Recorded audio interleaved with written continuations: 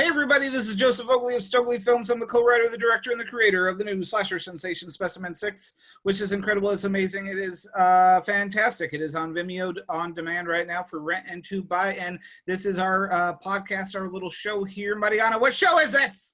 This is No Country for Joe and Mariana. Yay! And we're joined here again by our very good friend James Ong, who is the pro video gamer, and he is also acts in Specimen 6. He's got this like super steamy love making scene in the film. How could I forget? Want to see that? Yeah. That a shirt getting his frisky on, then you go and you watch Specimen 6 right now. All right, so we got a really cool episode here. We're going to have a few episodes like this where we're going to be talking about things that we're really excited about, like these are going to be reviews of movie trailers coming out that we're so excited for. And this one we've talked about before, but I can't talk about it enough because I'm so excited about it. And this week, James, what are we talking about? We were talking about I almost said Jack Snyder. Zack Snyder's Justice League, his cut of it. And oh my God, man, I am so excited for this. So I just move it on forward and let's talk about it. Okay, so we were going to talk about it. So if you don't know the whole story, the original Justice League that came out was a lie. It was a farce. They told us it was Zack Snyder's Justice League. It was not. It was stinky. It doesn't actually exist. I want to wipe it from my brain. It's stinky old Joss Whedon wanted to pee in my Cheerios and say that it's delicious spaghetti. It was not delicious spaghetti, folks. And I know spaghetti. I know. Yes, she knows. We all know spaghetti around here. Zack Snyder came out and he says, that's not mine. I don't know what. There was this big, long story about how they booted him out because they had all these producers that were assholes, and then they did this whole thing. But we've covered that in a different episode. What we're talking about now is the trailer. Zack Snyder came out with the trailer for his Justice League, and boy, oh boy, it looks incredible. Mariana, could you kind of start out the trailer little review? What happens in it that you saw with your eyes? What happened?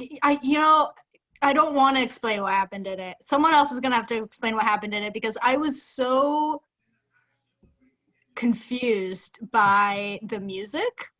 The choice of song was like this cover. I don't know who does the cover, but it's a cover of Hallelujah.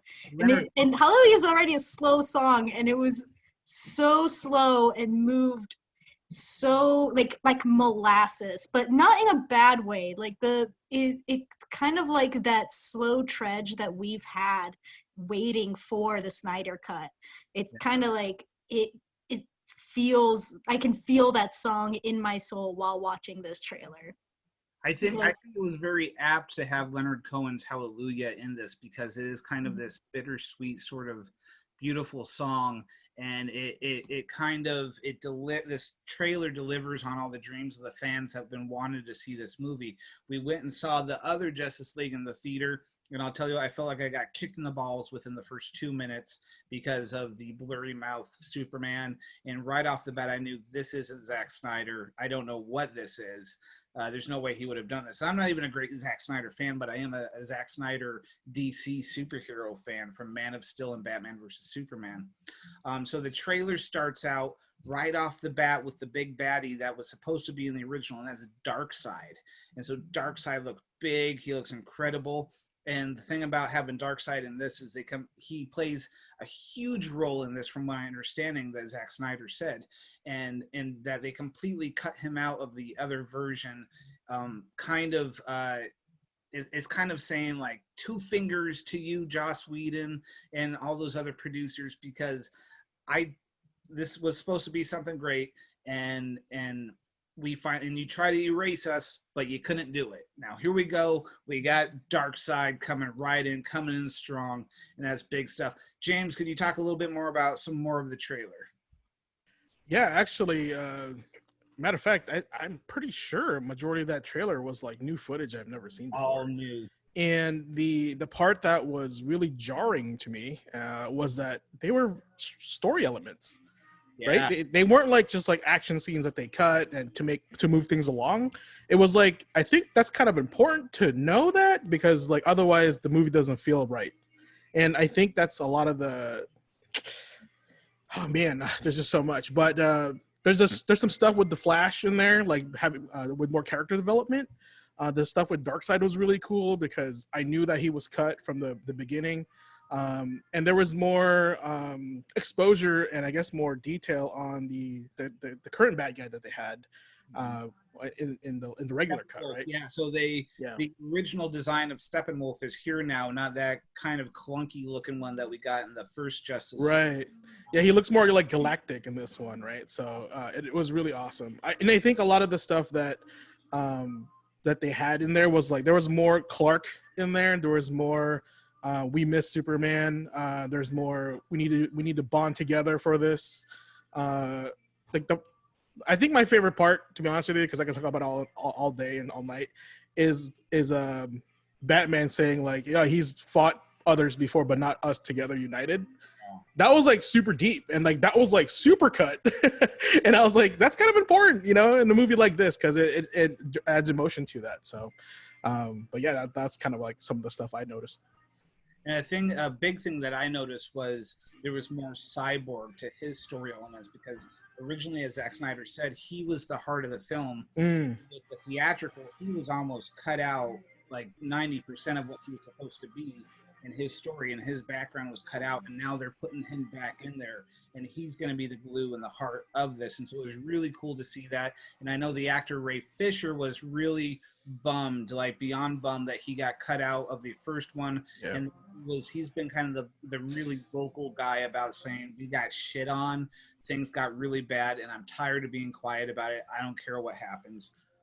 And then so it was really like justifying for him to see that he was able to, because this is part of him as well. He put a lot of himself into this character. And the Cyborg that we got in the other Justice League was just kind of this stereotypical Cyborg from the Teen Titans cartoon sort of thing. And I don't even think we got that. I think we got this emo, like, he wasn't really sure of himself yet. He wasn't a hero, right? He was just kind of adapting to, I guess this is me now, right? Yeah. There were some like jokes in the end, but there was still no character development. We didn't know that he accepted himself. I guess there wasn't enough time, and I think that's the number one thing that Justice League was missing was that it came out first before character development from each character.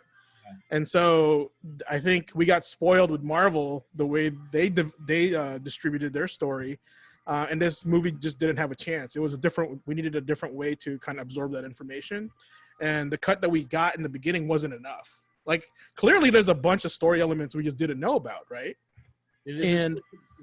Yeah. Like for example, in the director's cut, right, the one that they released on Blu-ray. They added a scene with like the terrorist bomb scene, where Clark goes to like that person's house, or is it Clark or Lana? I can't remember. But there was more unveiled with the terrorist. Like there was more reasoning why he did it and stuff versus just happening.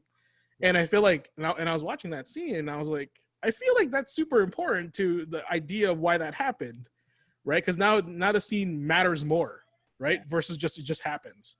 So, and I feel like with Zack Snyder, there's going to be more of that with every element that we've missed out on, and I'm super excited for that. Mariano, your other impressions on this trailer and how you feel about it? Yeah, kind of piggybacking off of what James said, that I feel like there's deeper veins.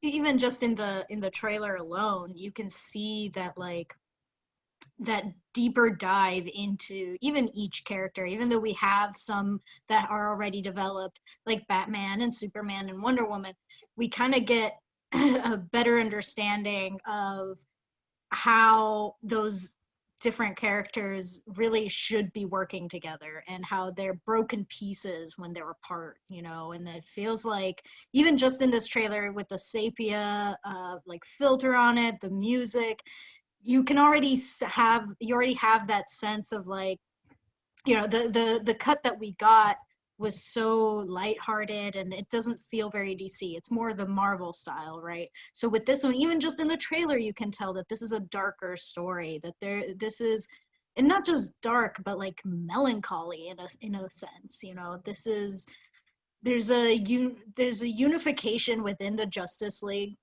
that is very different from what you get from the unification of Avengers. And I think that that those veins are starting to show in this trailer. And so they're just going to be exposed once we get to the actual movie.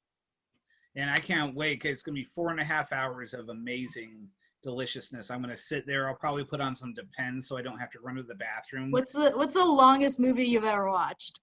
I don't think 4.5 hours, to be honest. I think this was probably going to top it. I've seen probably 3.5 hour movies. And yeah, I mean, Return of the King was like almost 3.5, right? I think. Yeah.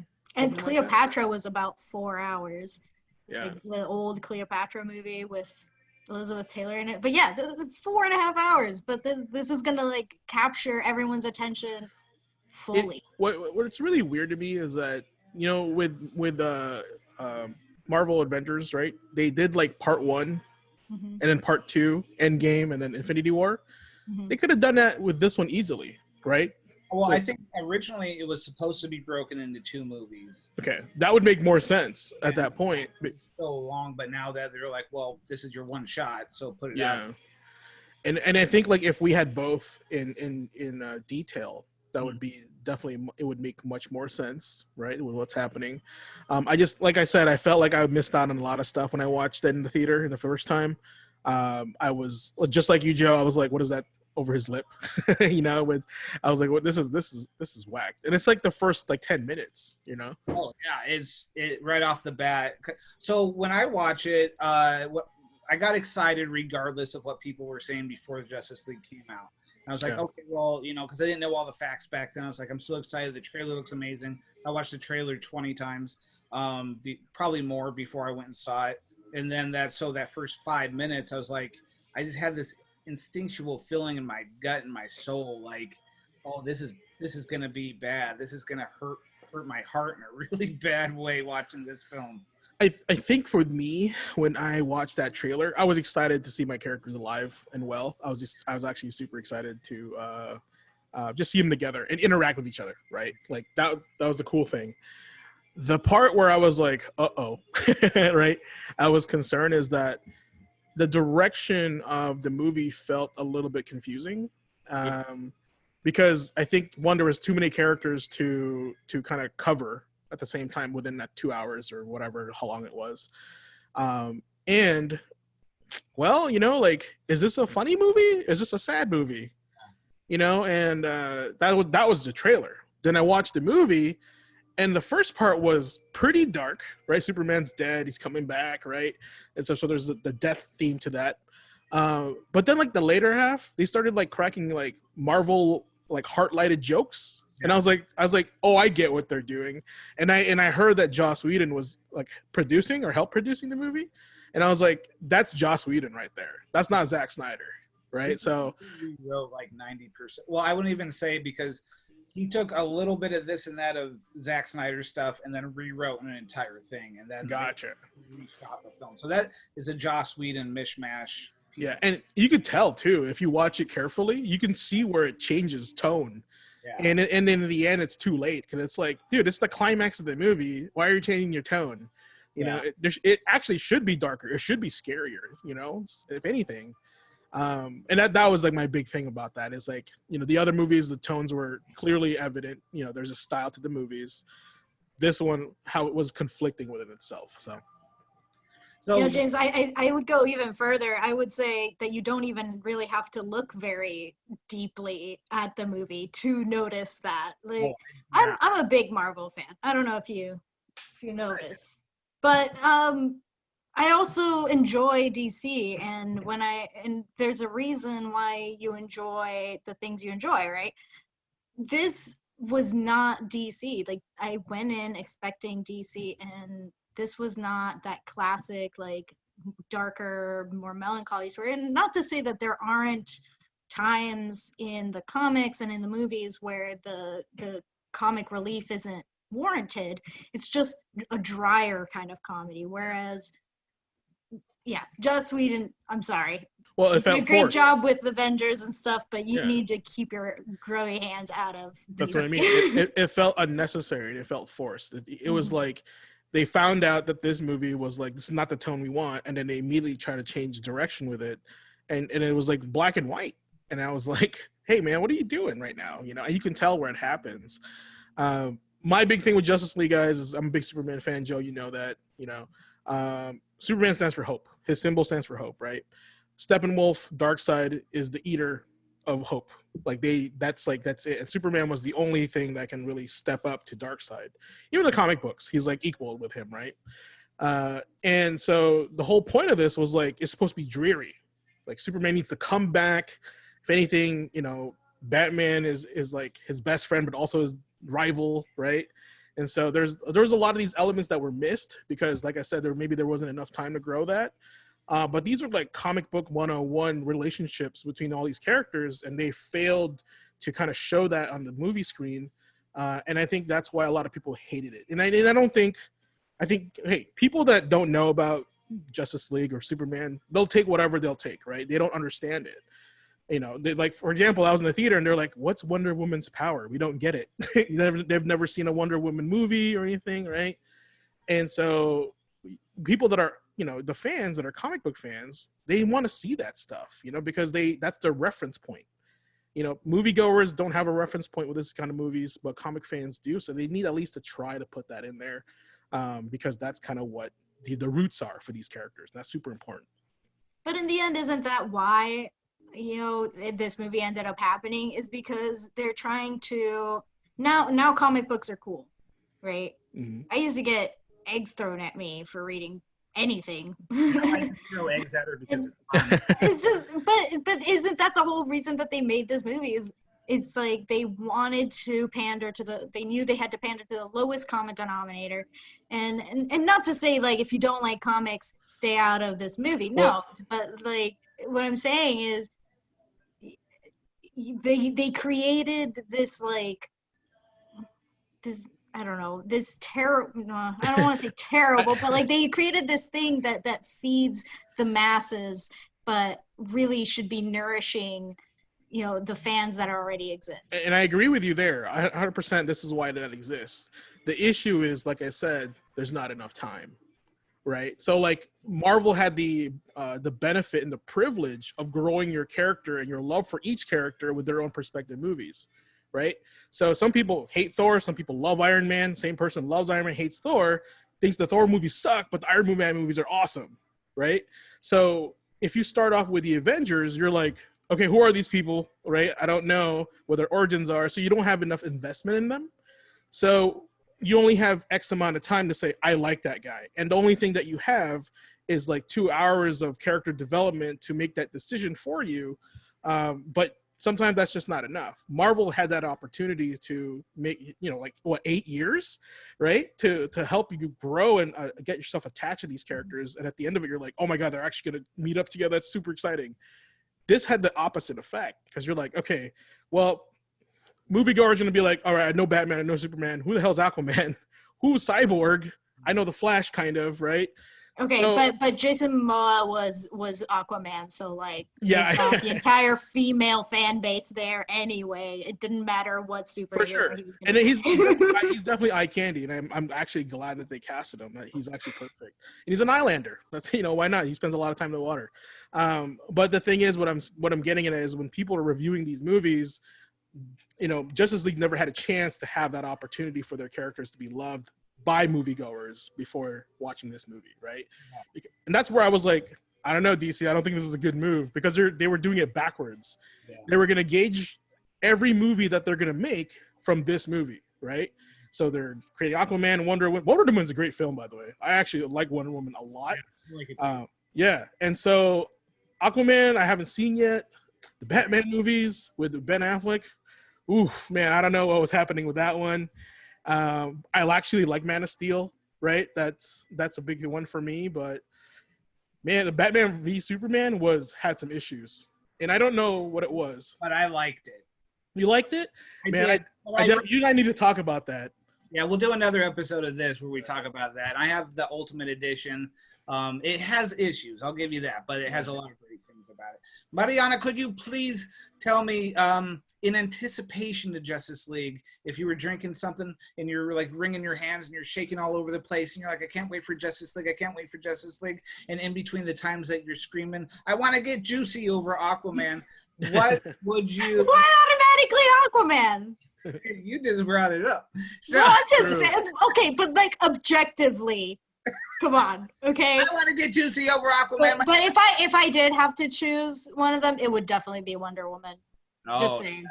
100%. In anticipation to Justice League, what sort of vintage of drink would you prepare while you're sipping away the next like half a year before this movie comes out? I don't know if this is could it be a vintage drink? I would say that this is more of one of those chances to drink something exciting. So maybe mix your vodka with your Red Bull and get ready. Buckle up. Ready for some craziness with Red Bull and vodka.